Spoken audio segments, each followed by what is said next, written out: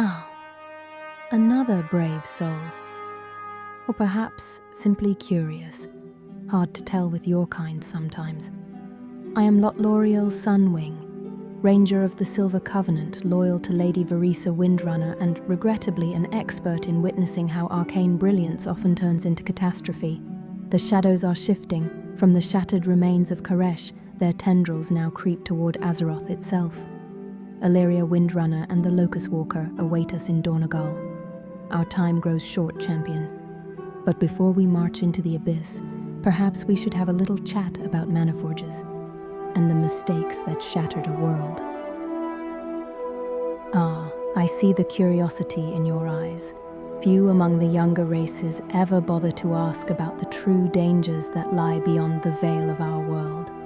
Fewer still have the fortitude to listen when the answers arrive. Very well. If you wish to understand how the folly of arcane hunger and the corruption of the void intertwine, then listen closely. This is not merely a story of shattered worlds. It is a cautionary chronicle, one that echoes even into the heart of Azeroth. Do you recall the land once called Netherstorm? Land is generous, a shattered expanse adrift in the twisting nether, its skies torn open, its islands defying gravity through sheer stubbornness and desperate magics. It was there that Kael'thas Sunstrider, once Prince of Kael'thas, oversaw the construction of the Manaforges, blasphemous machines built upon knowledge stolen from the Naru and twisted with reckless abandon.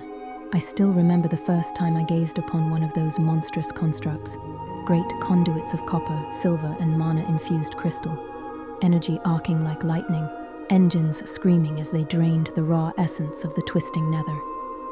Even from a distance, one could feel it, a tug on the soul, a violation of the natural order. These were not mere siphons of magic. They were ravenous, consuming forces, capable of tearing apart the very fabric of existence to sate the addiction of Kael's followers. Oh yes, the Sindore were clever, but cleverness untethered from wisdom is the first step toward annihilation. What they did not foresee, or perhaps arrogantly ignored, is that siphoning from the nether is to tap into the edge of reality itself. With every pulse of the Manaforges, Netherstorm became more unstable. The skies frayed wider. Creatures of the void and the Nether slipped through the cracks, infesting the land. Had we attempted to destroy those Manaforges outright, the resulting backlash would have sundered Outland further, perhaps even collapsed it into oblivion. Thus, we were forced to undertake delicate operations, disabling them piece by piece, bypassing safeguards designed to thwart even the most brilliant arcanists. But even in triumph, we learned something chilling. The line between harnessing power and becoming a servant of it is terrifyingly thin, and now, years later, the echoes of that folly reverberate elsewhere. Far beyond the reaches of Azeroth and Outland lies Karesh. Karesh was once a vibrant world, home to a highly advanced civilization. The Ethereals, as we know them now, were flesh and bone there, a people of immense intellect, a society thriving on arcane science and dimensional exploration. But they delved too far, and the Void found them. The Void Lord Dimensius the All-Devouring tore through their dimensional barriers like parchment. Karesh was engulfed, 2 suns destroyed, skies shattered, and life burned to essence. But some believe, and I count myself among them, that the fall of Karesh was not merely a disaster, but a test. You see, there were whispers in Nexus prisons and ethereal ruins in Netherstorm about the Manaforges not being merely a blood elf construct, but a recovered design, rebuilt from ancient schematics salvaged from Karesh itself. Think, the Ethereals, driven by loss and desperation, would sell even their deepest secrets to the highest bidder. Kael'thas had gold, he had fel, and he had ambition. Perhaps he tried to replicate in Outland the very machinery that brought Karesh to ruin. Listen well, champions of Azeroth, for what I reveal is a shadow upon our fate. Manaforge Omega, a name whispered with dread among those who know the weight of true power. This colossal forge, forged in the ruined wastes of Karesh, is no ordinary machine.